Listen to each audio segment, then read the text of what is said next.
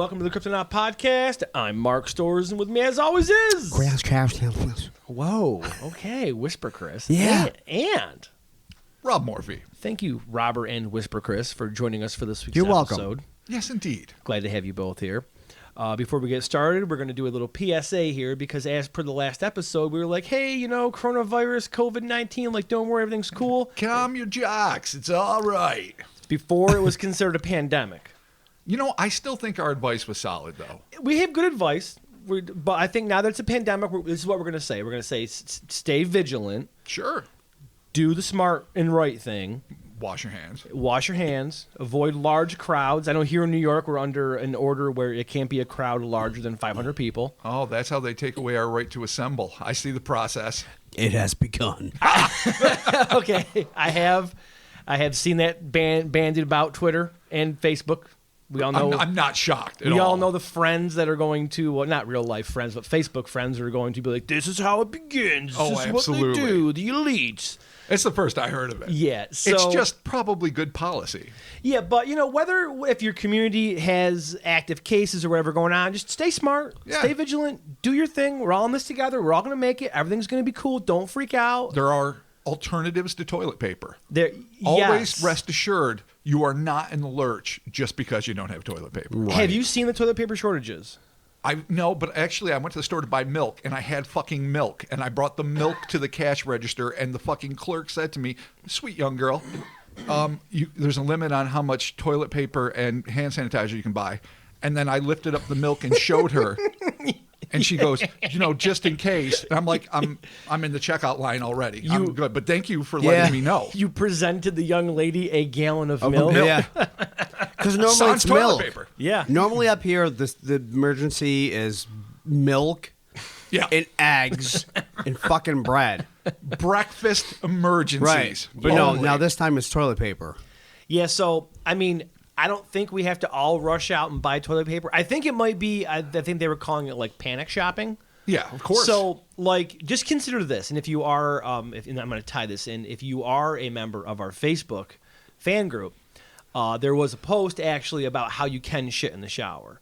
And there was some discussion about shitting in the the shower. logistics there's It's called the waffle stomp. Oh. Yeah. So that's that. remember, I don't think you need to explain anymore. That just says it all. remember that Nailed it. your water in your toilet all goes to the same pipe. So God forbid if you can't wipe your ass, don't worry. The water will always be there. Until it's not. If the water and power utilities go out, then we have a completely different situation on our hands. I don't feel as though that's where it's going to go. Nor I. We're just here to offer some Yeah. support, some compassion, a little bit of understanding. In worst case, if we all get fucking locked in some weird quarantine thing, we'll do like a cool live stream or something. It's probably the one thing that'll force us to do a live stream on Google Hangouts is a quarantine. Yeah, exactly it.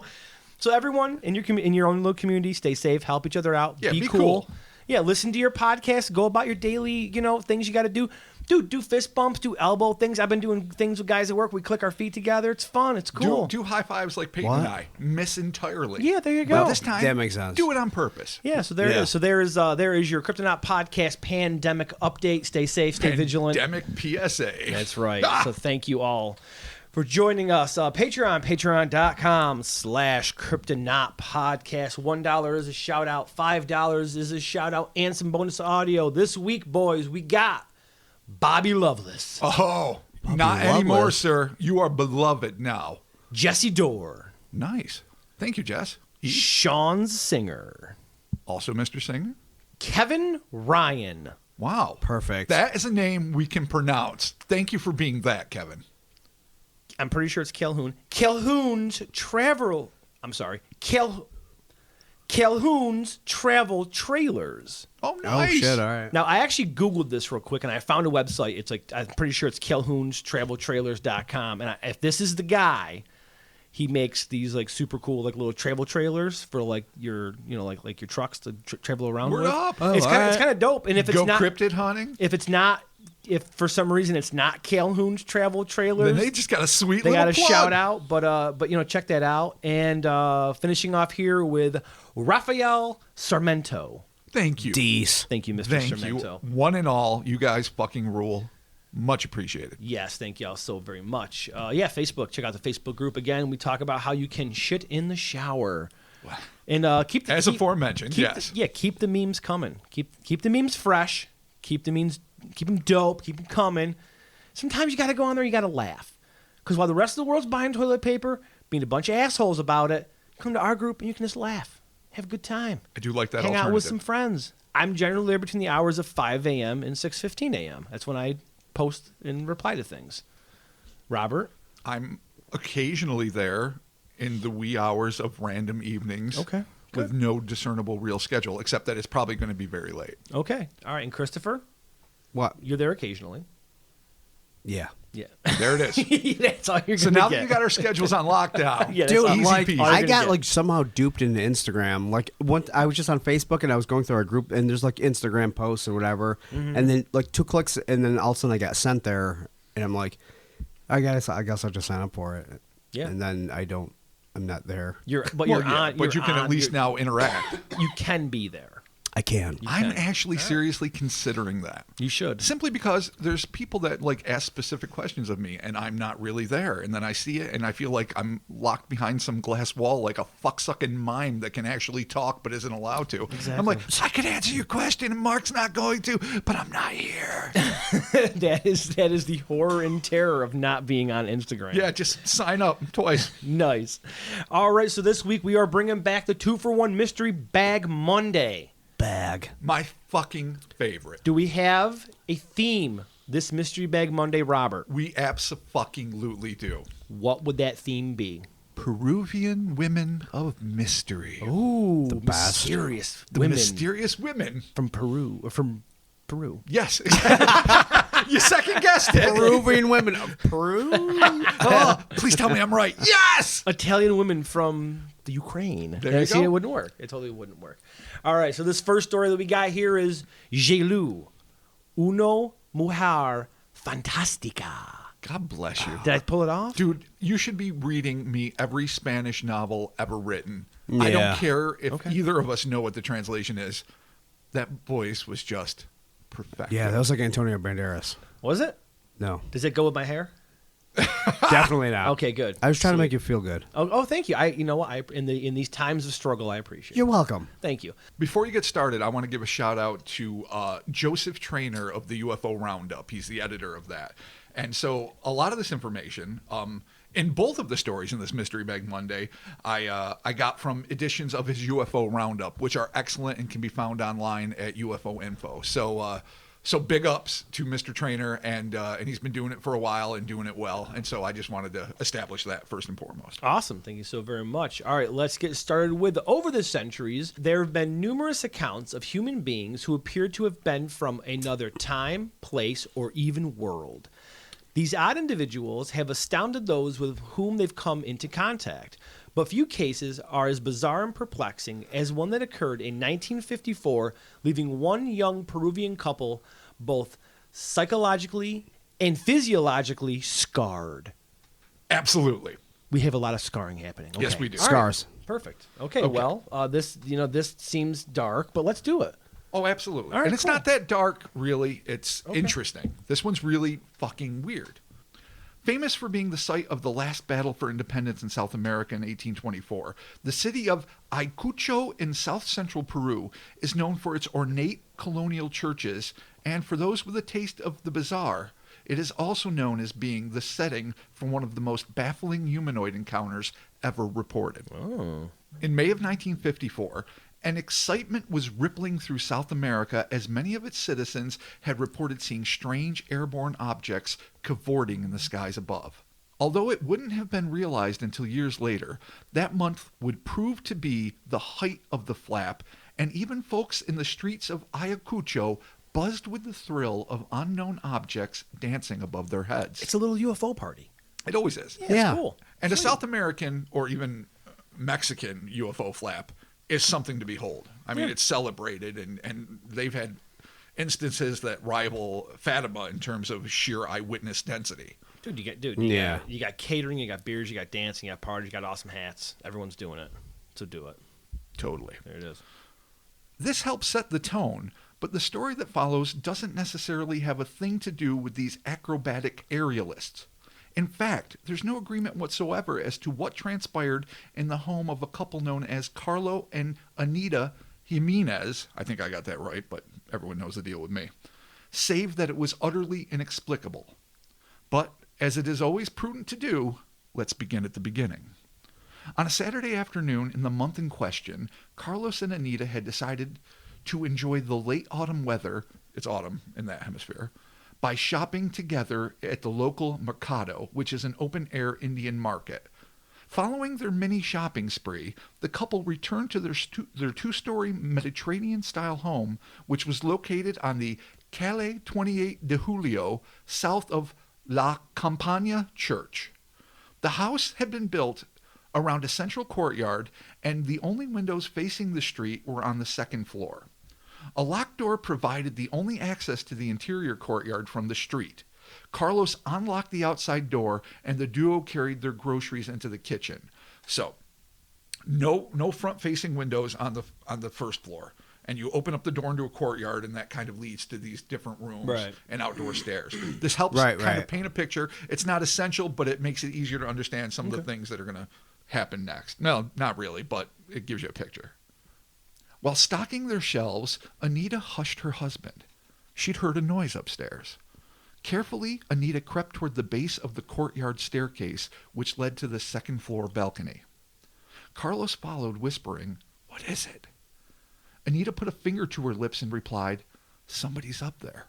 Her response was followed by the sounds of hushed footsteps emanating from the second floor. Oh, shit. Now I'm nervous. Hitchcockian. Cock. Really? Bruh. Bruh. All right, yeah. Dicks, cocks. Unsure what they might find. Chris has to edit this, and he's going to send me a million This was never lines. supposed to fucking happen, dick farmers. What was it? Like how you stopped. I said Hitchcock. I was making a reference to the master of suspense. Unsure what they might find, the couple mounted the stairs with Carlos taking the lead. They peeked into all three guest bedrooms and the family chapel, but could find no sign of intruders. As the pair inched toward the master bedroom, Anita was overwhelmed by an intense feeling of unease. She was sure that someone was inside their room. Reacting to her gut, she grabbed her husband's arm, put her left index finger to her lips, and had him flatten against the stucco wall. They waited, taking shallow breaths, for nearly a minute. It was then that they heard the footsteps again, louder this time, and definitely coming from within the room. Bracing themselves for a confrontation, Carlos and Anita burst through the open door, ready to catch a thief in the act. But what they found stopped them dead in their tracks. They went on the offensive. It's their home. Yeah. Well, you Stand your gotta. ground. Stand your ground, that's right. All right, what happens now, dude? I'm fucking stoked. Astonished, the young couple realized that they had not caught an atypical burglar in the act, but a trespasser of a very different sort. A gorgeous young woman standing on the opposite side of their bed with an expression that seemed shocked at first, then transformed into a blend of frustration and dismay. It seemed as if she was surprised she could be seen at all. Later on, when the couple reported this home invader to the Policia Municipal, I think I said that right, Carlos was only able to recall the intruder as very pretty with an impressive bosom. Oh, Carlos. Oh, yeah, no. typical. Keeping Yeah, it simple, typical. to the point. Sees a beautiful woman and then Hair looks and boobs. says, "Oh, impressive bosoms, ma'am." Yeah. Yeah, typical. Thankfully, Anita was also typical, All right. and that she fucking pulled her weight. Did she like her boobs too? I can't speculate as Okay, to I'm that. just saying. Whatever. But thankfully, Anita was taking mental notes during their brief interlude, which yielded a myriad of details. She described the stunning gatecrasher as approximately 5.5 feet tall, with a slender build and this is just a beautiful set of adjectives, a honey gold tan. It's a nice complexion. Honey It is a nice gold complexion. tan. Honey gold? Someone said, "You want to look like you got a honey gold complexion?" I'd be like, Yeah. fuck yeah, I do. Yeah, 5.5 feet tall. There you go. I wouldn't go for that so much, but I would go for the honey gold. Okay, same. Anita recalled that the woman had, and this is a beautiful quote, an exuberant mass of curling and wavy auburn hair, as well as golden hoop earrings and sandals to match. Very fashionable. Very nice. Anita also noted that the intruder's attire seemed to be a bit skimpy for autumn in the Andes, as it consisted of nothing more than an avocado green French swimsuit being a bikini, and a bolero jacket of the same color with elbow-length sleeves. Mental picture. Okay, I mean, weird. So she's got bikini bottoms on, like a half jacket. So yeah, no, well, like a bikini, Right. like an avocado green bikini with a half jacket, Yeah. also avocado green, Okay, on right. the honey gold skin or whatever it was. All right. Well, I mean, interesting choice of fashion. No doubt. Most intriguingly, the startled redhead had what looked to be, at first, a white plastic cast on her left forearm. After sizing each other up, it was Anita who broke the silence, asking point blank, "Who are you? What are you doing in our house?" Legit questions. Proper questions, yeah. With Carlos tagging on, "How did you get in here?" All bases covered. All right. 3 basic questions. Who, what, where, when, and how. The woman stared at them for a long moment, as if collecting her thoughts, then replied in halting Spanish, one of the great understatements in paranormal lore. "Me llamo Jelu, no estoy de aquí," which I know I said horribly, but translates to, "My name is Jelu. I am not from around here." Okay. Fair. That just covers it all right there. Didn't say how she got in the house, but okay. It was then that the beautiful intruder suddenly lifted her left forearm. The couple saw twinkling, multicolored lights flashing along the length of her gauntlet, and the woman began tapping on it with her fingertips as if she were using a typewriter. Almost a predator. Oh my. Great camo, by the way. Dude, that's what they do. You're self-destructing. They found me out. Or dude, if you remember, they run diagnostics, like, and they go fucking. Well, everybody runs and then you got the diagnostics, things but- that pop up and Yeah, shit. it's Star Trek-y a little bit. I mean, no, the accoutrement itself is Yeah. Predator as fuck, but it's like Vogue Predator. It's Right. like debutante Predator. Okay. Well, yeah, she's a bikini, but it's kind of like Rogue. Yeah, got the, this the, weird the little half- rogue half little bolero half jacket, Yeah. yeah. All right. And the big pile of reddish Hair, hair. right. Dude, A striking figure. What if she's got like a fucking like one of those sweet predator atmospheric masks? She does not, Oh, damn it. as was clearly stated. Okay. Yeah. Maybe it's in her backpack. They might have mentioned that. Maybe she has it in Does her she backpack. Or maybe she cloak? does. Does she cloak? Yeah, you're like, does Dude, she cloak? She cloak. She What would does? be- What would Oh. be no, but what would be a better? You gave me a hand that was like, maybe. I'm like, no, she just- cloaks. Oh. I mean, why get like shimmery invisible? Why not just be an attractive human? Sure, you're going to draw some attention, but you're also going to be basically like fading into the crowd. Okay. All right. Well, I don't know. If you're in a bikini with a if bolero you're- jacket, right. piles of red hair. If you're a but super babe, you're not just walking in public. All right, so it's If not you- a predator. If you want to be hidden, you sure it I'm you- voting you- not predator. should be a new kind of predator, predator of the heart.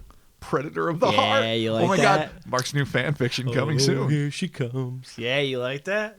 Yeah, sure. that's man eater. Yeah. Yeah, but we're gonna change it to predator of the heart. Maybe not. No Oh, one's here she looking at- comes. She's predator of the heart. It doesn't work. Anyway, so what happens next? I hope she cloaks. Without warning. Nobody gets fucking cloaked, dude. We killed Chris. All right. You're gonna make me cough and die again. All right, I'm sorry. All right, everyone's gonna live. There's no God, I more. hope she cloaks. Well, maybe. There's not a lot of predator analogies coming up. Oh, all right, fine. Okay. If that sounds without a cloak, I swear to God. I'm done with this podcast. All right, here you go. Last episode. Without fuck-sucking warning, a wall of fine red mist, quote unquote, appeared between the couple and Jelu. Not knowing what else to do, the terrified Anita shouted, "I'm calling the police." Okay. Again, standard, Red mist. you Red know, mist. mid-50s Red mist. couple reactions to some batshit crazy mayhem. Okay. Cool. Calling the cops, "What are you doing here?" And she's doing all sorts of fucking freaky ass shit. I mean, she's just tapping on her gauntlet, and the red mist appears. I don't know. She's not doing like That's- weird backwards cartwheels and All right, shit. that's You pretty can't really fucking prove weird, that, though. But All right. Well, let's continue. Ignoring them, Jelu turned and faced the stucco wall behind the bed. She began tapping her thick plastic wrist device again. Carlos, his curiosity usurping his better judgment, lunged around the bed with one hand reaching out to detain her, gasping, "Un momento, señorita." But the moment his fingers made contact with the scarlet mist, Carlos emitted a shriek of agony and collapsed onto the carpet. Anita dove to her husband's side, screaming, "What did you do?" She has shield technology. Clearly. Yeah. Slow blade, Penetrates the shield. but not the red mist. That doesn't sound like a slow blade. No, that does not at No, all. it doesn't. But she has definitely is like shield tech. It's the red mist hurts like hell. Okay. Again, a shield. A shield. Oh, it's a shield. Ashen-faced, Carlos glanced down at his stricken hand. He stared in disbelief as tiny red blisters blossomed across the portion that had come into contact with the stinging red vapor. Just when it seemed as if things could not get any more bizarre, a circle of golden light suddenly appeared on the wall. It looked to the couple as if the solid wall had become as translucent as a sheet and that someone was holding a flashlight against the other side. But they knew that this was not possible. The soft circle of light swiftly grew until it reached from the floor to the ceiling. Carlos later told the police that it resembled oil floating on water. Oh. Shimmering, beautiful, romantic, dare I say. A romantic Yeah. oil A and predator. water. Okay. Heart. Yeah, predator of the heart. In a flash, Jelu stepped into the light and simply vanished. The soft light and the red mist disappeared simultaneously as well. Anita had no time to worry about the sheer strangeness of the whole ordeal, as Carlos now sat on the edge of the bed, gritting his teeth in pain. The dutiful wife gasped, "I'll get help," then rushed to the window to shout for assistance. She slammed open the latticework shutter, but before she could scream for help, the words got stuck in her throat as she spied the auburn-haired home invader sauntering down the street. Oh. Anita blinked in astonishment. The strange woman who had walked into, if not through, a gilded portal in her bedroom not 20 seconds before was now inexplicably many yards away from their home, walking in the general direction of La Campagna Church with a decidedly sensual gait. Way to notice, Anita. So she was just strutting it? Strutting it. Dude, strutter. Here's where maybe some sort of cloaking thing might come into play, you fucker. Ah, see? This is, dude, she has my heart. Something akin to it. If you show me a short girl that can cloak, my God. Wow. Yeah. Dreams come true. Dreams can come true. She admitted, Anita that is, that she might not have recognized the woman were it not for her towering auburn hairstyle, because the intruder was now wearing typical Andean clothes consisting of a voluminous dark skirt, a cardigan sweater, and a black knit shawl. Oh, so she had a So wardrobe change. the only reason she thinks it was her is because the hair big looked like pile the of same. Looked like the same hair. Okay. And maybe glimpses of the honey gold skin or whatever. Right. Wasting no more time, Anita shouted out into the street, "Help, help, we need a doctor here." She then pointed at the swiftly moving snooper, that being Jelu, screaming, "Stop her, she's a thief. She broke into our house." Jelu, for her part, simply looked back just once and quickened her step. So she did identify her facially. Even though Chris is right to be skeptical at first. Could be a big pile of red hair, who knows? A glance back. All right, Chris is making the face, and it's far legit. away was she? Many yards. Okay. What that means is anyone's guess. All right. Okay. So now she turns to her husband. "Carlos, she's right outside," Anita said, running for the bedroom doorway. Favoring his injured hand, Carlos followed suit. The couple reached their front gate just as Jelu reached the plaza. Shouting, they charged up the street, followed by curious neighbors, only to watch helplessly as Jelu flagged down an itinerant taxicab and drove away and out of their lives. Okay. Oh, man, this is like Carmen Sandiego meets the Predator. Yeah, I did not dude. see that. Yeah, but you like that? I value that as a patient. Okay. You know what? All right, Chris, take it. You're fired up, dude. I'm pretty convinced these were not the same people. Okay. You're not going to teleport out of a house and then take a cab. You might. If you listen, if you can only I'm just no. You Listen, have one teleport per day, I guess. it's funny. No, it's funny that you say that because it's sort of like, yeah, obviously that's the dumb part, as if all the other shit isn't. But really, if teleportation technology is limited to, say, maybe a small geographic area, just enough to pop out of a pressing situation. There's a lot of ifs. Okay. I mean, it doesn't mean There's a lot of teleportation always ifs. has to be 10 billion miles or, Star Trek protocols where you go down to a planet, 100,000 miles away from where you're parked in space. It could literally be just a quick jump to make an escape, sort of like They Live. The way the aliens can make a quick hop to their ship or a quick hop a little ways away. But as she teleports, So I'm just saying that to me is not the make or break of this case. well, but she teleports. She teleports a short distance, and then she has a whole wardrobe change. Well, who's to say what's in this? Well, unless portal? it's actually not a teleport. I mean, maybe it's a different dimension or something. Maybe it's a Okay. different place Now, if where it's just she a can go phase change. shift, that would make sense, maybe. But why was there a clothes change too? Yeah, that's what I'm Well, saying. so I mean, maybe who knows what. She was Listen, in. She we was don't in- know where she's from or what she is. We're going to discuss or at least speculate on that. But perhaps she assumed that would draw on a chilly late autumn, evening hour, late afternoon, a fucking French cut bikini with a bolero jacket, all hot avocado green, with her big bright red hair and all the rest. Maybe that would draw too much attention. So maybe she's able to either make people perceive her wardrobe as different, or it's nanotechnology, they can shift and become something else. To me, that is be. interesting. Oh, so she's got a Spider-Man But why suit? show up with that to begin with then? Well, who's to say why? The real big questions are, why was she in that person's bedroom? Why was she surprised that they could see her, or at least surprised that they showed up at that time?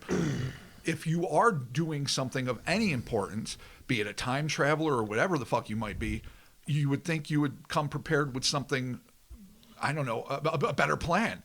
So, Yeah, it so doesn't there's seem- a lot of questions to ask. Well, that's but- what you're right. But I can't fault it, though I can't credit it either. But I can't fault it for doing things like, why does she stay in that town? Why is she just down the street? Why does she hop into a cab and instead of teleport again? Well, maybe she can, like you say, do it once every 24 hours. Who knows? Maybe it's like Ultraman powers. They last 7 minutes and gone. Not even. It's like 90 seconds. Yeah, it's something it's like a minute and ridiculous. a half. Yeah. Yeah, pretty much, and then but- there's the countdown, and then the fucking another monster always shows up, and it's a thing, and then another Ultraman's got to pop in. All right, we're going to wrap this up quick, and then we're going to just start All right, speculating. let's do it. The police visited the Jimenez, I think I'm saying it right, house, and interviewed the couple. No one had tampered with the door's lock, and there were no items missing from the premises. The officers thought that the couple had been victimized by a quote-unquote crazy woman acting out some burglar fantasy. Nice. So odd, but all right. Yeah, whatever, it works. I mean, psst. Perhaps Jelu was an alien. We did mention the UFO flap. Okay. Or maybe she was an interdimensional debutante who popped into the wrong room. A mystical fairy princess who liked to steal jewelry, or just a tourist from the future who had the wrong address for her bed and breakfast. Whatever she may have been, the scars she left on Carlos and Anita would be enduring.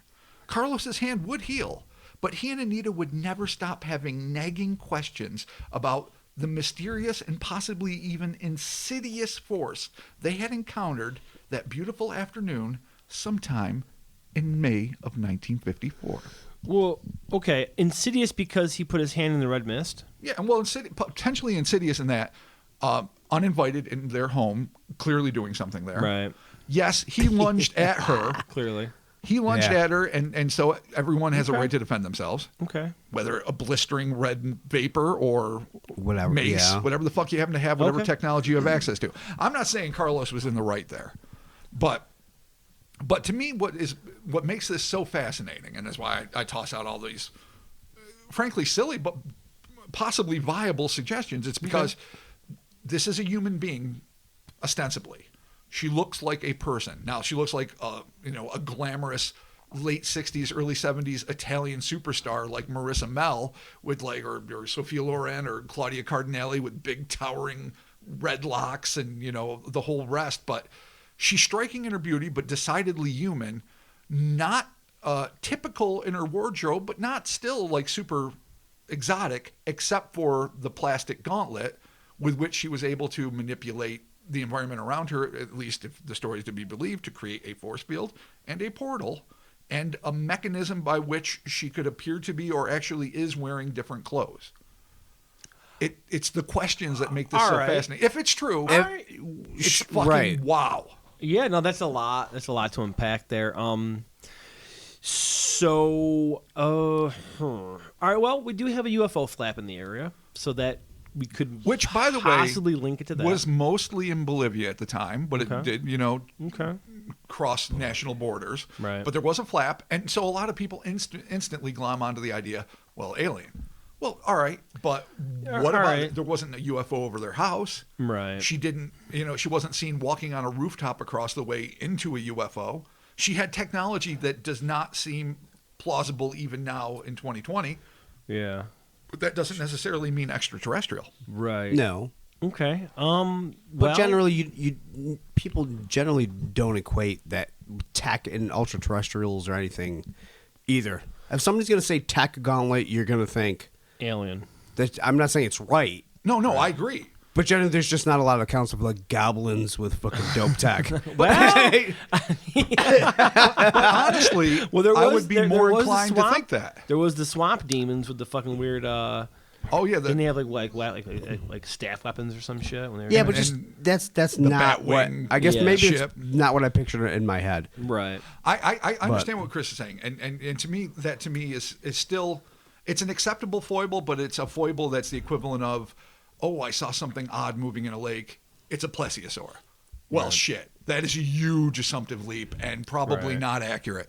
And so I understand why people do it with the alien thing, because you're right. Fantasy creatures aren't necessarily associated with high technology until you go to like some reports of like the sky ships and things that seem to be just a smidge above what we were capable at the time. Right.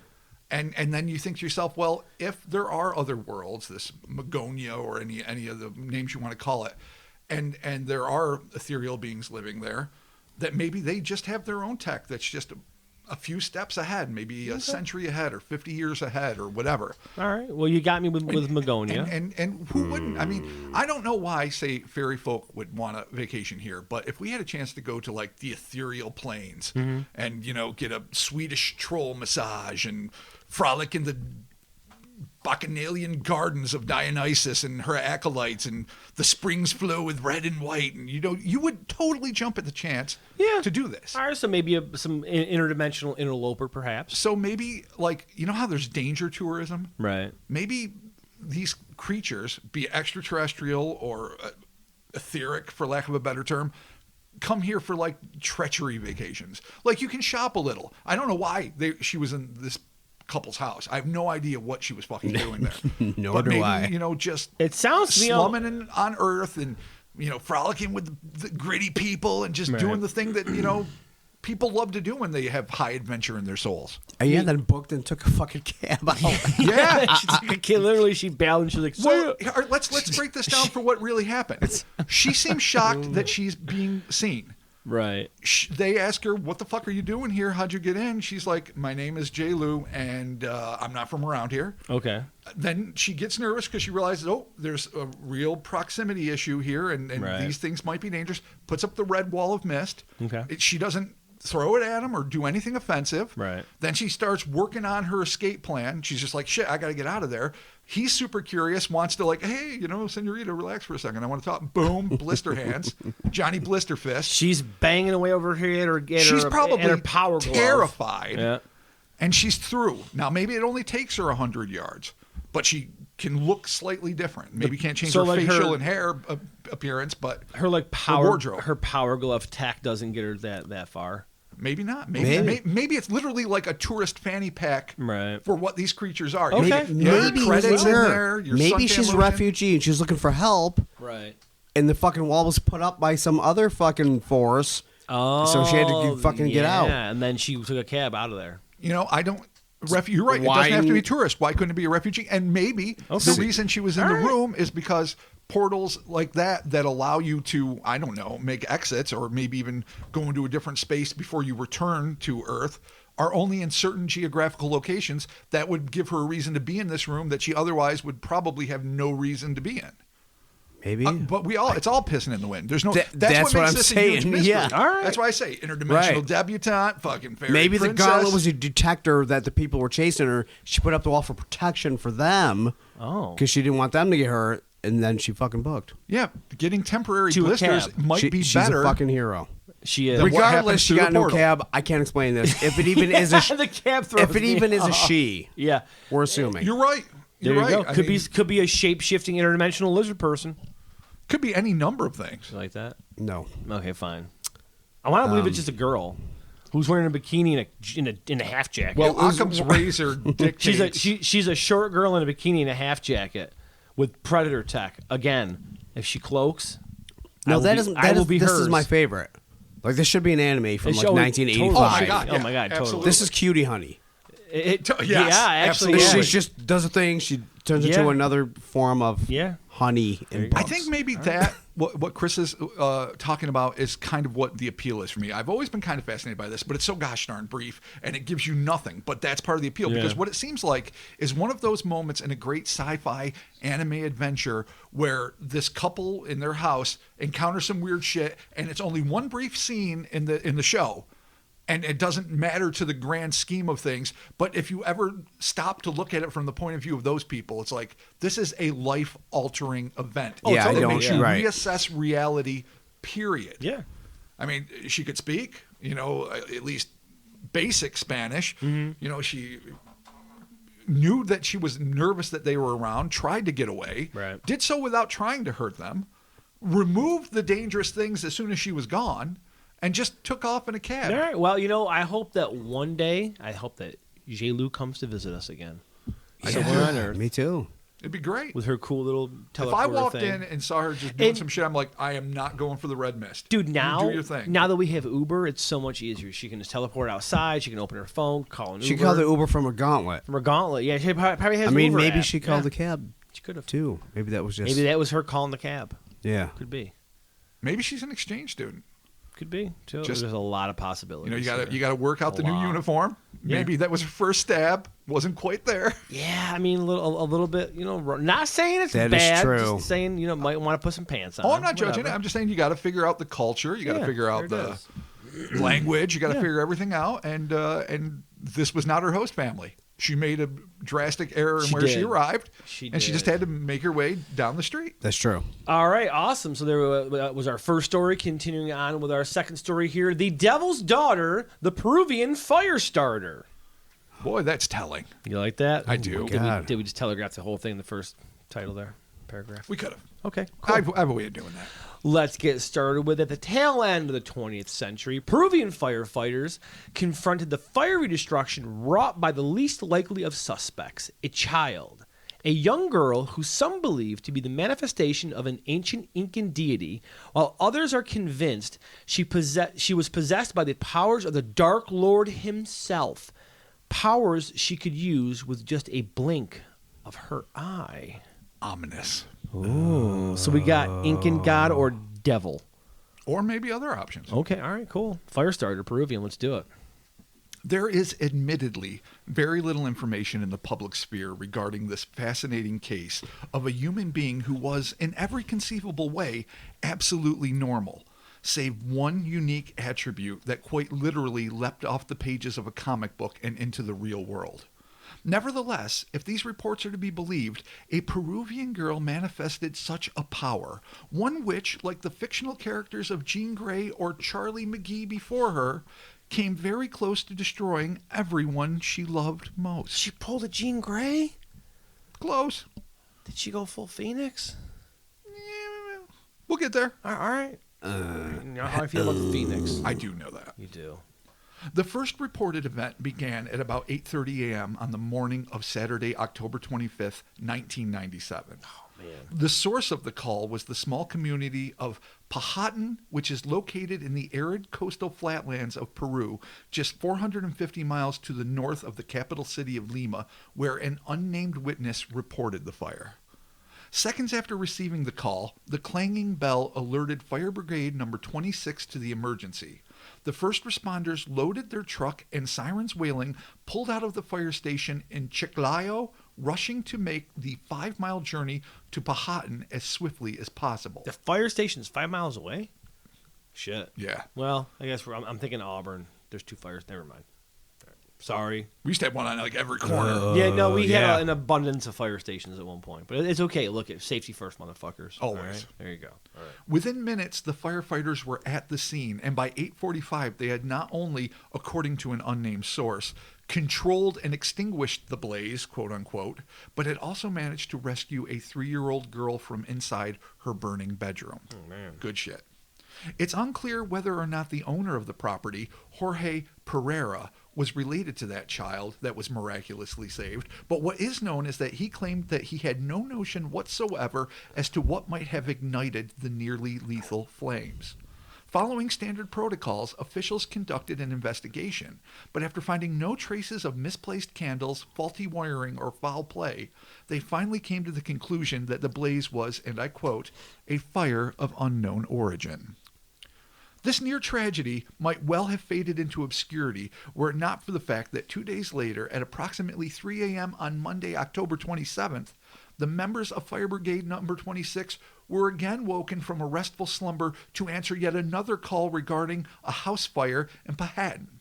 Oddly, it was a structure some 330 feet away from the original blaze, in a building that was also owned by Jorge Pereira.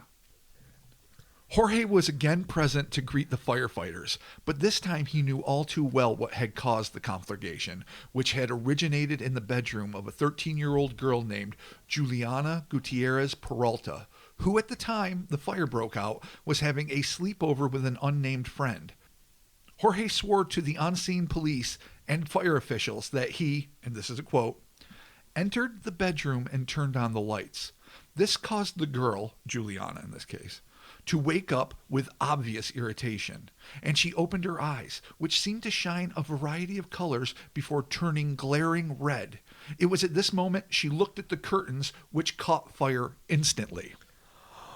Oh, all right. Okay. All right. All right. Well, all right. That's the thing. There you go. That is a thing. That's a thing. What gave Jorge the right to barge in on this slumber party at all, much less at such a late hour, is unknown. It seems presumptuous of a landowner to enter into a tenant's space unannounced, and particularly unsettling when the occupants of the room are 2 children. Yeah, so these aren't his kids. Well, maybe. It doesn't. Perhaps he was the parent of the unnamed girl, and he was Right. simply popping in for a quick check. But that beggars the question of what he was doing at the Peralta home after 2 a.m. Despite the possible familial matrix, the whole situation comes off as possibly innocuous, yet decidedly unsavory. Yeah, kind of weird. We just don't know. There's no reason to assume the worst, but you can't help but be like, fucking Jorge, come on. Don't be bursting in on a slumber party. There's 2 fires on 2 of this guy's pieces of property, Which he might also live on. both involving children. Yes. So I'm hopefully going to assume that maybe like they are of his family, and that he just doesn't have random. honestly- they have different last I names, kind of just assumed. cousins. I assumed. It could be an extended family You know what? situation. Yeah. Maybe we've watched too much Netflix, Robert. We just don't know. We don't know. We're assuming the worst here. So let's let's just continue. You are. I am. Yes. You are. I watched a lot of true crime documentaries. Whether or not the officers found this to be a salient line of questioning went unreported. But we do know that the investigators at the scene were not impressed with Jorge's wild story of a juvenile fire starter with red flickering eyes. The officers then required Jorge to submit to a blood alcohol test, the results of which proved negative. They're like, "You're drunk, Jorge. You're drunk." Okay, so one of the first times we can actually rule out drunkenness. Okay, fine. There's no Yep. drunkenness. Not drugs, but at least drunkenness. Yeah, he's That's not true. drunk. Diabetes and drugs are still decidedly He with was the devil on the probably table. still on dope, but He maybe. could have been on dope. Yeah. While most remained skeptical, some of the firefighters were forced to admit that they may have encountered a power much more terrifying than burning buildings or even the insidious arsonists who sporadically set them ablaze, and whispers began to spread that something diabolical had caused the fires, which had almost claimed 4 lives. Despite the refusal of the local authorities to accept Jorge's bizarre accusations as true, rumors of what he claimed to have seen ran rampant, and before long, various newspapers throughout Peru began publishing feature stories about the incident. Within hours of their publication, the superstitious locals made a pariah out of the young girl, shouting that she was La Niña del Fuego, the fire girl, and even more offensively, La Hija del Diablo, the devil's daughter. Oh yeah. Yeah, I mean, that's kind of fucked up to put in a kid because Yeah. like they're just hanging out. And like So what? either And this is it's a lie, 97. This is like 1997. 97. Okay. So I mean, it's Nah. not that long ago. No. but people were different. I guess People are I don't know, they were probably assholes. 97. Yeah, people were assholes. I mean, people are still assholes. You know what? Nothing's really changed, honestly. Well, Except for small-minded except for communities Facebook. that have a lot of superstition running rampant. Right. You know, Yeah, it's no, I still a get it. thing. It's 2020. It's can still a go- it thing. can go No, I Salem. get it. And I any do. community I get of any it. culture, even ones that you think would be well beyond it, that Dude. doesn't, Burn the witch. I get it. it happens time and time I get it. again. It's terrible. I get it. I'm just saying. The scorn and harassment from former friends and neighbors in Powhatan became so unrelenting, the Peralta family abandoned their home and traveled to the eastern side of the Cordilla Central to live in the remote village of Ucampa, which is situated at the edge of the Peruvian rainforest. Sadly, there have been no reports regarding the plight of poor Juliana, who, if she managed to survive both the witch hunt and or her combustible capabilities, would now be a potentially very powerful woman of 36, a veritable fire goddess of the rainforest with Promethean-like power at her disposal. Oh yeah. Okay. All right. Yeah. Cool. So she made out good. But if, Well, She made it. Doing better than us. if she made it, Doing better than us. Just saying.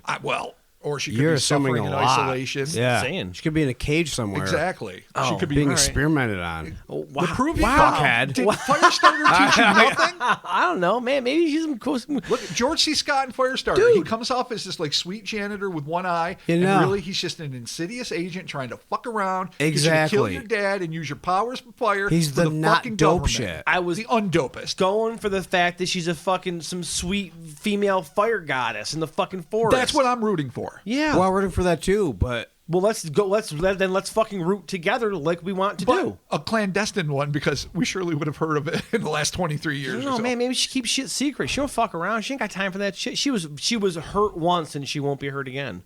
Is this I don't know about Pixar's that. new movie? But Yeah, dude. there's not really. Okay. Oh, man. Unfrozen. Anywho. All right, yeah. I'll start crying. Get to it. But if indeed this teenager has this seemingly superhuman gift, or curse as the case may well be, from where does it come, and can the physical sciences help explain its potentiality? Lacking any obvious Newtonian explanations, we are inclined to go back to the domain where laser beam eyes and fire controlling abilities are not the exception, but the norm. That is, of course, the comic book page, where Superman and his Kryptonian kin have heat ray powers that are known as the photonucleic effect. This is the ability, and I know you guys probably know, to release a massive amount of solar energy stored within the body through the eyes in focused beams of heat, presumably as infrared light. Now, that's the fictional one. There is no paradigm for this happening in reality. Yeah. No. Okay. All right. So I just had to include it. All right. He gets power from the sun's. From This is our probably sun. not the photonucleic effect. Okay. It is fine. probably either, I don't know what it could be, but So I know. I want you to explain to me Cyclops. Yeah, exactly. Laser eye guy. laser eyes. Yeah, Laser eyes. that's it. Laser eyes. Nuclear radiation Fine. begat laser eyes. He was a mutant. His wasn't really like nuclear No, he though. was a mutant. Yeah, no, he was a mutant. That was a different. They Yeah, explained it no, what no, it was. But I thought in the early days. I'm not an Maybe it expert was on in the early X-Men days, lore, but- but I thought in the early days it was like all the pollution and the radiation. All of this has somehow subtly changed the human DNA, and some of these kids are being raised with these extra abilities to contend with these conditions. It was also sort of the maybe. basis of Larry Cohen's "It's Alive." yeah. I can't. Listen. I'm thought they were not a historian on it, born with the powers. I could be wrong. but I just sort of vaguely recall some weird explanation of why Why human things genome mutated? would yes. Okay. It could be. They could very well be. Someone vet me on this. I'm the first to admit I Somebody really don't. help. Let's that doesn't explain his eyes. I don't think they were like nuclear, but No, those beams. Laser beams. That he just couldn't control. That's why I wore glasses. Always. That's why I was always a douche. Pretty much. it never really made sense. Glasses. No, they didn't. at Beams all. are always come out. I feel glad. I mean, it's open. Anyone who has like, why wouldn't is it he just be like blind every flying moment out the that he's not sides? firing? You would think, can he? No, actually, they're always firing. Can he actually can't see? open I know, that's what I mean. Is he actually blind anytime he doesn't open that visor to shoot the beam? I don't know. What, I always. what You know controls what, the that's a good visor? point. Professor Well, X visor's always one looking thing. over his shoulder? But eventually, it was just glasses. I'm like, glasses Yeah. ain't gonna work, He always, bitch. he always that wore was glasses. garbage. I'm like, that would be flying out the tops, the Yeah. They need bottoms. to be like welded to your fucking face. Yeah. Welder's Yeah, I just did, goggles like- that are actually welded. Yeah. I always assumed he could see with the full on visor because he never said they never made it a point to say that he He couldn't wasn't see. like, shit, I can't see. No, he was never feeling around. He was never daredeviling his way I through understand shit. Yeah. why Daredevil has such a plight. Like This is it- tough. this Otherwise, is blows. basically, they just carry him around like a fucking gun and open him up on enemies, whatever, because he doesn't serve any purpose. all right. Yeah, that's all right. Okay, digressions about Cyclops, Cyclops, aka our least favorite X-Man. Really, though. Yeah, he's terrible. All right. So let's get. Getting back to the real world, There you go. or at least legends that are purported to be real, we come face to face with an intriguing ancient Incan legend that tells of Mama Acalo Huapa. I think I did it right. All right, cool. We'll leave it at that. The wife of Manako Capac, the first Inca, who was said to have been in possession of capabilities identical to those that Juliana exhibited. In his 1609 book, Comentarios Reales de los Incas, author Garcilaso de la Vega, a direct descendant of the royal Incan rulers of Peru, claimed that Mama was a witch who used her powers beneficially and helped the poor. I don't know how Fire Wow, Eyes helps like the Robin poor. Hood? I guess maybe if you're cold. Or if you need to like burn down a stretch of rainforest to fucking plant food. I don't know. Maybe. I mean, or, she could use her fire starting ways positively to intimidate people to then help her own people. Oh, like would-be conquerors that want Could to be, destroy yeah. peaceful villages. Totally. I don't know how they specifically help the poor, though. That's a little harder to, unless that was just one of her many powers. I mean, if she was also a witch, she might have had sundry Right. skill sets. Who knows? I mean, she can start fires to keep them warm and or to cook food. That's true. Or clear brush. E. coli does plague the poor and rich Yeah. alike. Yeah, it does. It does. All right, Cook so that shit. She's got some, but she seems to be doing some Pretty positive, legit. I mean, I'm doing no positive expert. stuff, I'm maybe. no expert on Incan lore or this woman in particular, but Right. evidently she could start fires with her fucking eyes. And Okay. that alone makes a connection. It does totally. Perhaps both Mama and Juliana were both in possession of a mercifully rare genetic defect that allowed them to have a tangible thermodynamic effect on their environment simply through sheer force of will or just an irritated gaze. Perhaps their shared ancient, perhaps even pre-modern human ancestors had this aptitude ingrained in their DNA in the same way that, say, the Denisovans passed on what Science magazine referred to as a super athlete gene that helped Sherpas and other Tibetans breathe easy in the high mountains. So, Okay. again, just struggling to try to bring science somewhere in here. If there is a very, because I mean, they're both of Peruvian ancestry. The second, I guess, Incan ever, and this poor young girl in the late 90s, who I would love to speak to if she's still around, just to see how she manages, or if indeed she was just hounded out of town by a horrible rumor monger and Right. forced to live, like witches of old, like cast out of society on the edge of a jungle or a dark forest, as the case would have been in Europe or wherever, and just basically can't integrate because of fucking the lies of men. This is an interesting side note. Be it a psychic or physiological phenomenon, it's worth pointing out that according to Joseph Trainer's editorial comment, and again, UFO Roundup, which was the source for both these stories, really fascinating work. In his editorial comment, he explained that Juliana was not the only child to have exhibited these extraordinary incendiary abilities. And this is what he wrote. Cases of young teenagers developing heat vision or quote-unquote fire starter powers are rare but not unknown. Here in North America, we had William Bro, Bro like in B-R-O-U-G-H. Yeah, bro. Age 12 of Turlock, California in October 1886. Huh. Then we have Jenny Bramwell, age 14, of Beaverton, Ontario in 1891. And finally, Wynette Willie of Macomb, Illinois in August of 1948. He cites Vincent H. Gaddis's 1967 book, Mysterious Fires and Lights, as his source, and indeed Chapter 10 of said tome is titled Poltergeist Incendiaries, with the final subheading reading, Starting Fires with a Glance. Huh. Okay, weird. Unfortunately, online resources for this book are scant. Well, I did my best to dig into it. But when it is eventually added to the Kryptonaut library, we will pursue them. So I would have probably explored it a little deeper, but that's all you're going to get. Right. Hints Yeah. of these people that also apparently had the ability to either with the gaze or the sheer force of their will. And they're all kids. All kids. All so kids, it weird. definitely, maybe that ties in with the chapter title, which was like Poltergeist Incendiaries. Right. So maybe Maybe. instead of It manifesting wasn't- as it noisy wasn't- ghosts that throw shit, books and vases and But whatnot. it was boys and girls, though. It was boys and girls. Yeah, all right, weird. Huh. Okay, strange.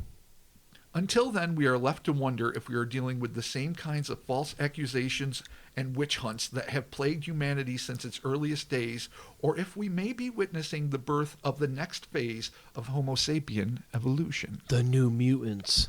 The new mutants. Or the first mutants. Or All some- mutants. Yeah. Or just mutants. yeah. Mutants. Cool. Mutants, as it has to be said. All right. I mean, that is interesting, though, that it is kids that apparently possess this power to start fires with their eyes. I mean, I guess not a terrible skill set terrible. if you have. Well, no, I mean, if you can control If you it. can, if is so Yeah, there's a big all-encompassing. if. That is a monumental Yeah, because if. me as a 13-year-old pissy little kid, if I could start fires, I would have burned everything. Oh my god! If an angry glance 100%. could have Oh my burned God, yeah. somebody, and I had that power as a young man, it would have Okay. Johnny Ash. That's what they Yeah. would have So called. maybe they just There'd need be nothing no one but hu- pyres. there'd be no humans. Maybe they just need to be taken and Trained? and taught and like Buddhists and like do yoga and shit. So I know And it's just probably my eat yogurt and be a BPRD. vegan. Yoga. It's my love of Hellboy and Mike McGill. No, and the whole yeah, idea. yeah. So Oh, we, yeah. No, we go back to 1886 and then 1891 and then 1940. Like, I know there was no DARPA back then. I know that there was no black projects as such, but there had to be institutions that saw valuable assets, especially possible wartime assets, and boy, wouldn't that be something that any general would want to have at his Well, disposal. of A course. human being flamethrower that could maybe project it from a distance and incorporates it into something, or puts it So- down before they become too dangerous to the people they are So around. like Liz Sherman from Hellboy. 100% Yeah. Liz Sherman. All right, yeah. And think of how much But- trouble that character had controlling her fire powers.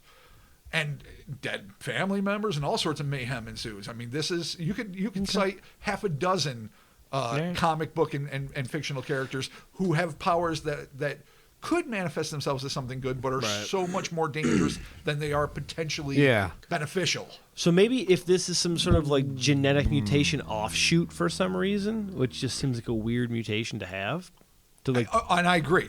That was me just, again, pissing in the wind, as I Right. like to say. okay. No, dude, I don't even know where like the etymology of pyrokinesis even. It's got to be from old stories of gods and demigods. It has to be. I mean, that has to be where this really started. Burning but there's bush type no, shit. I don't think there's anything really even close to a scientific thing. We haven't really dealt with psychic phenomenon yet. We're definitely going to. Right. Oh, But I will say, go ahead. real quick, a few episodes back, I did bring up a possible family member that died of spontaneous human combustion. Oh yeah, you did. Not unconfirmed. Oh, that's a double negative, dude. Not unconfirmed. Yeah. Jesus. So it wasn't not confirmed. Turns out I thought it was a completely different family member. So That's less important than whether or not spontaneous combustion occurred. You know that. no one really knows. The family tale is that she died of spontaneous human combustion, but I don't believe there's any backing medical or science behind Is it. there What's the story death behind it? certificates? Like, is this traceable? That I think that she died in her chair, caught on fire and died in her chair. Was she smoking? That's, I think, where the gray area comes in. Was she a smoker?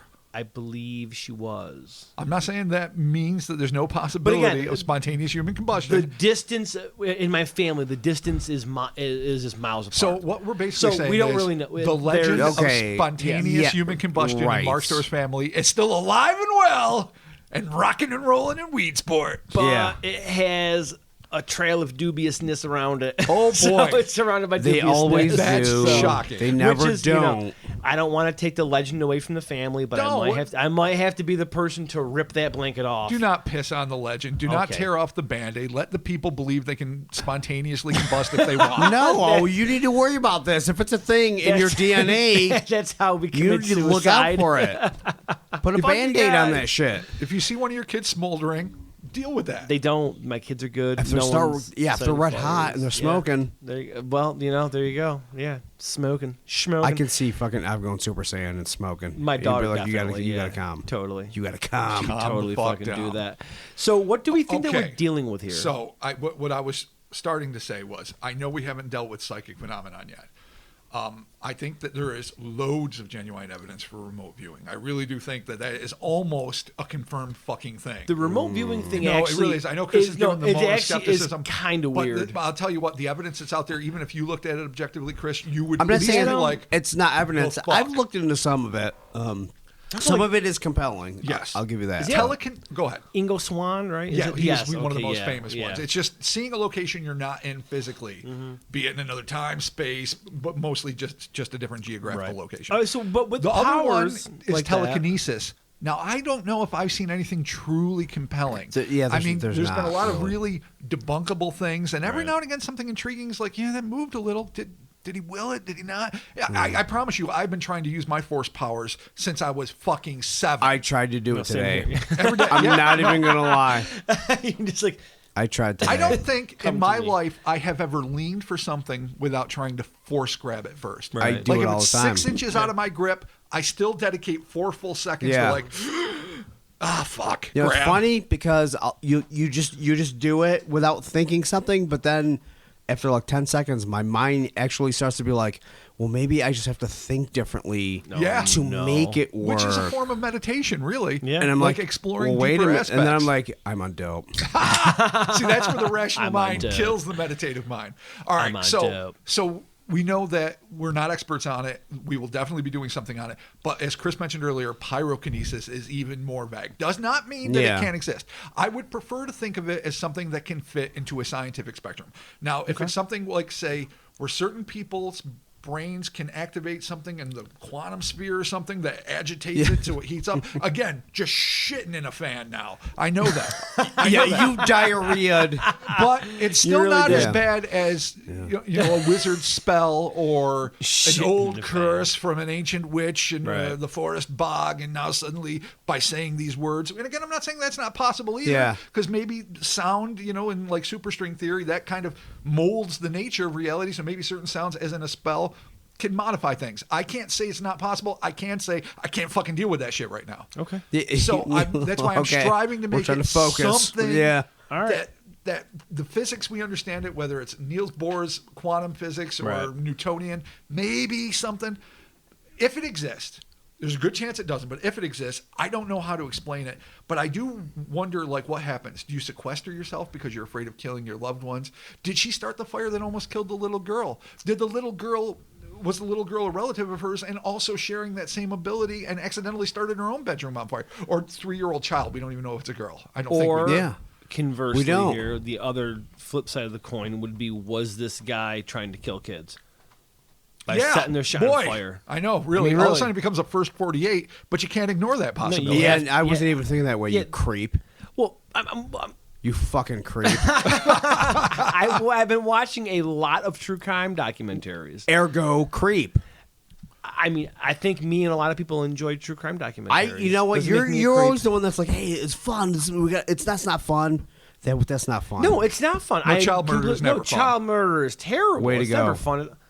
Thanks for listening. Oh, now Mark crossed the line. Fine. So This you guy, you want murder death, okay? or if this guy is some sort of landowner, like a slumlord or something, maybe he's fucking burning places down for insurance money and not giving a shit if kids are in there because he's a looking piece to of sell shit. out, build a bunch of condos, Yeah, gentrify the place. exactly. Like an asshole. Or what if Jelu is going from time to time and place to place in Peru, recruiting kids with special powers Yeah, with an for army. an army in the future that's going to fight the ultimate despot that makes Hitler look like a kitty cat? Wow. It could be, but she doesn't show up in the story. Yeah, she's not here. No, but I'm just saying, Peru.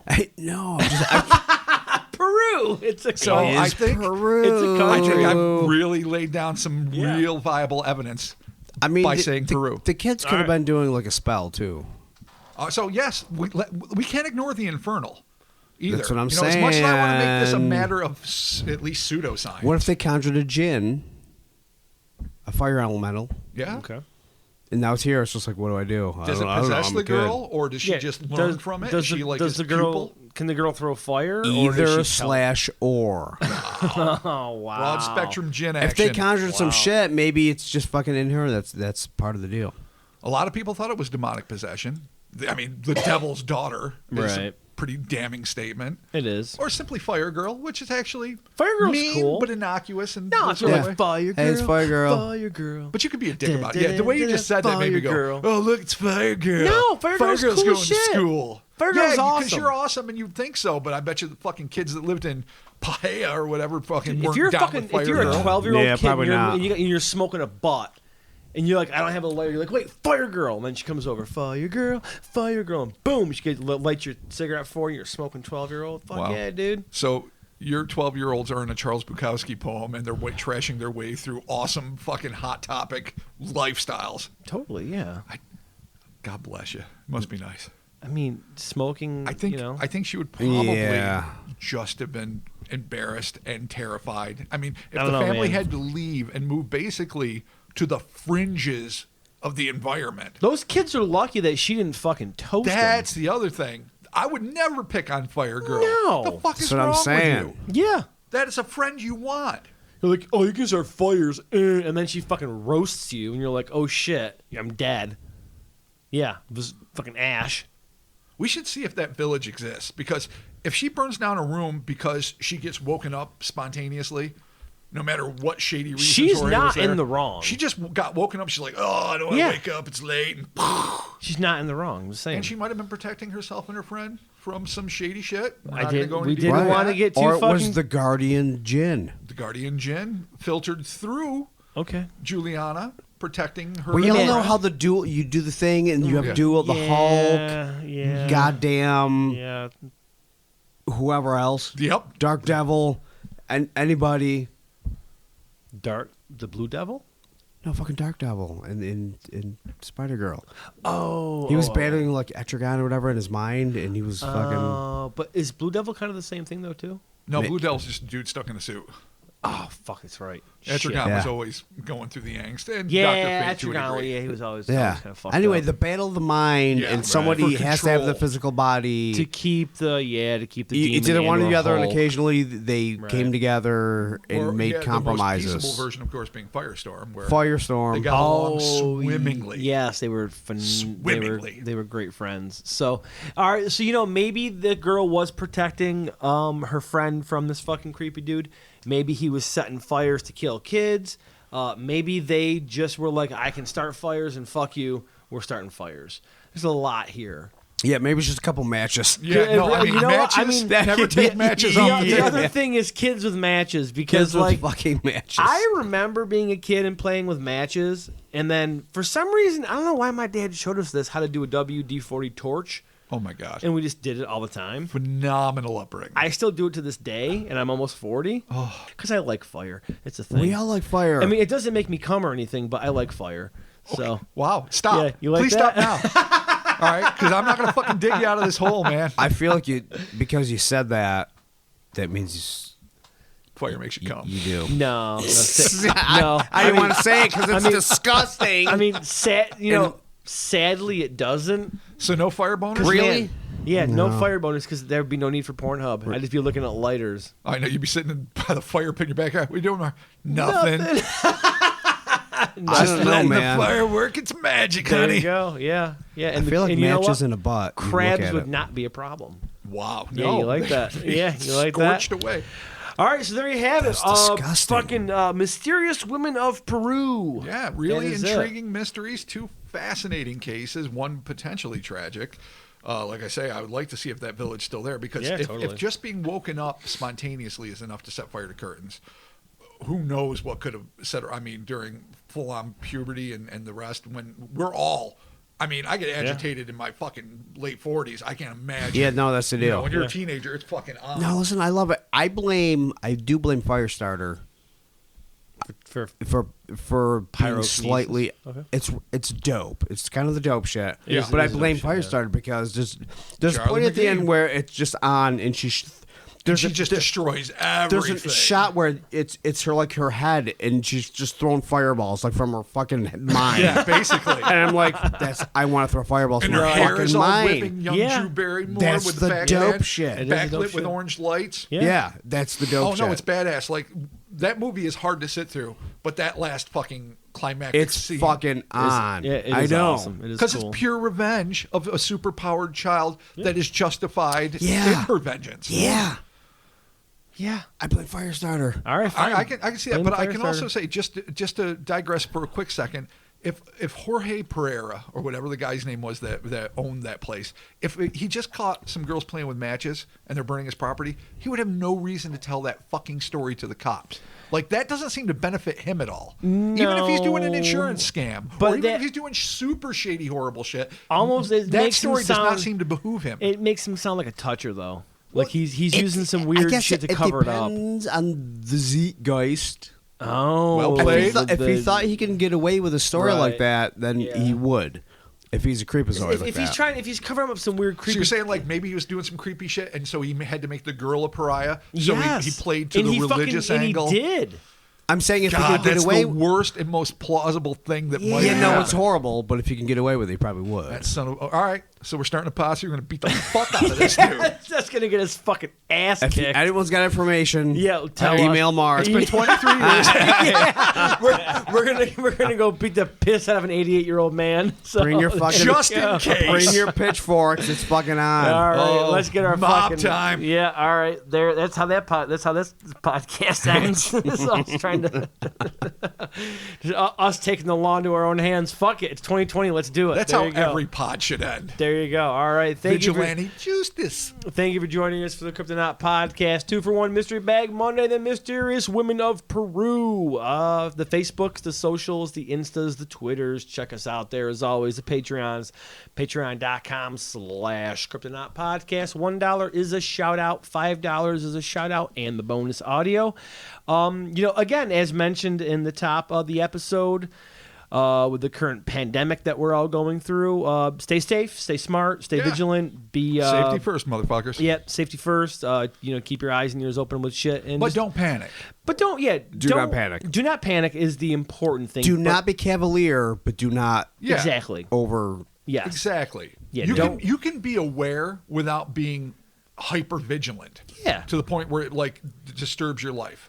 Unless Yeah. you're in a hot spot and surrounded by, I get it. Do what you got to do then. Exactly. But if you're by and large in most of America right now, you're good to go. Yeah. Just be cool. Just chill out, but keep. Scrub up. Be cool. Yeah, just keep your eyes and ears open, and and again, keep those posts going in the Facebook fan group there. So, hellerspace.com. Get yourself some T-shirts because the economy could use some money. Also, toilet paper in a pinch. Toilet paper, Just yeah, saying. really. Yeah, I mean, We've got toilet paper coming. do we want people wiping Printed toilet paper. their asses with our shirts, though? Really? I don't, but I'm just saying in case you're in a super pinch. And again, not? as per our Facebook group, if need be, shit in a shower. Mm-hmm. There you go. So You can. you can. Maybe we will. I probably won't. I think Chris. Not will. like on purpose. Yeah. and that's not a purposeful act. You're just like, oh no, it happened. Yeah. All right, cool. Yeah. All right. So there you have it. Thank you all so very much for joining us. We'll be back next week with some equally interesting stories. Here's hoping. Here's hoping, because if not, boy, that's a real. We're real gonna be fucking- back with non-interesting, We're gonna, boring. I know. Listen, A book club. we have had some failed pods that we've recorded and surely we have. have gotten done and gone, wow. No, That's not going to work. that cannot That be a is not thing. going to work. So, But not very often. no, it doesn't happen. rarely, Honestly, very like rarely. 3 out of however many. Yeah, 100 but we've there's done. been enough to make us all scared. Thank you for joining us. I'm actually not afraid. I'm us very all confident scared. that we will have good shit next week. Live in fear, Robert. I won't.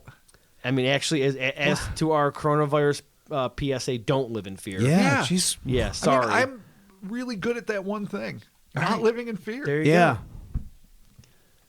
Enjoy your week. We'll be talking to you soon. God. You're giving me such All right, a withering what look. the Why fuck? are you not living in fear, Rob? But Mark, I don't want to. Do it. Yeah, no, No, cower. Fidgety wiggets. We'll be talking to you. Goodbye, friends. Friendship. Forever.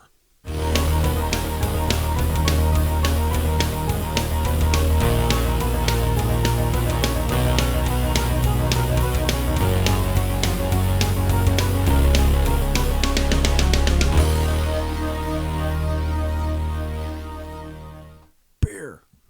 Beer's there. Telekinesis. Beer. Pyrokinesis. Psychokinesis. It's all here. Beer. Friends. Corey Haim. Whoa. Oh, Corey Haim. R.I.P. I know. Yeah. Ooh, Yeah. brutal. It was a tough one. It's a big one. Sometimes you gotta throw a dart at the game. Wow. And you get the Corey Haim poster.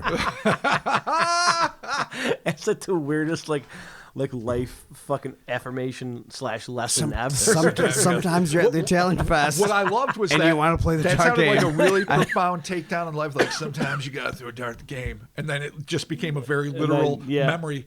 And you hit the Corey Haim Hey. poster, and you have to take it off. Then it became Auburn. You wanted Yeah. the Motley Crue mirror, But you got the the fucking Corey Corey Haim Haim, Tiger Beat son poster. of a- Yeah, right next to it was a dope Cobra. Oh, No, yeah. you got Oh, I love the Cobra poster. you got Haim. God damn it. Got Haim. You got Hamed. All right. Always Well, Haim. Here we go. All right, Robert. Bring her back on track.